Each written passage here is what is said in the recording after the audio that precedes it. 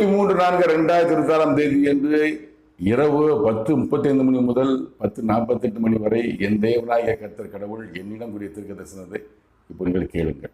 Erima auko tommeri kairandaka mahara door of the tangda the day tomme herandaka shigida herandaka uhi tibodiri tibodiri tibodiri tibodiri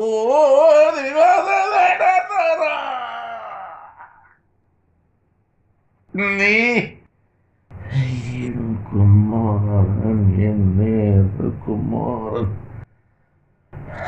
நான் உன்னோடு கூடவே இருக்கிறேன்.